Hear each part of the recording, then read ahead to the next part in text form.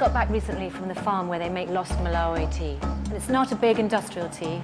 It's made by a farmer on small rollers so they can actually craft the leaf and get incredible flavours out of it. And I'm here today in a cafe in Wapping where people drink lots of lovely tea. And I'm going to show you how to make a really nice cup.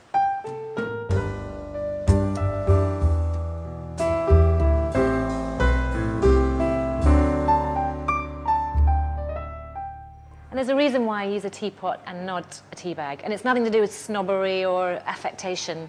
It's just that good tea will swell as it infuses. It doesn't matter how good the tea is you put in. If it's all squashed up together and it doesn't get to unfurl as it infuses, you won't get such a great flavour. So have a look at this. You see we've got much bigger particles than you would get in a tea bag. You just need a teaspoon per person. If you're making it for two teaspoons, perhaps an extra one for the pot if you like it strong. And then you pour the water in. And it's a little bit of a fallacy about using very, very hot water. Because actually, the flavours that dissolve at 100 degrees are the tannins that make your mouth feel very dry. And if you want the sweeter, softer flavours from your tea, they come from amino acids that dissolve at a lower temperature. So you really want to get the water before it reaches the rolling boil. You can pour it first from the kettle into the teacup, and then pour it into the teapot. That will just reduce the temperature down a little bit, but also it will perfectly measure the amount of water you've made your tea with. And when you've waited about 3 minutes, you just pour it out. So the difference between making tea bag tea and teapot tea is, well, I'm not quite sure where in complication.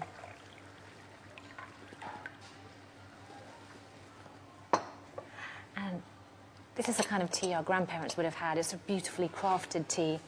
And you can immediately tell just from the smell that you're getting just a richer, sweeter, more rounded flavour. Lovely without milk, but it'll also be gorgeous with.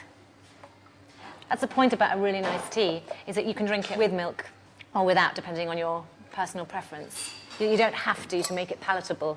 If you try drinking a cheap tea bag tea without milk, you'll find it really hard. It's absolutely delicious.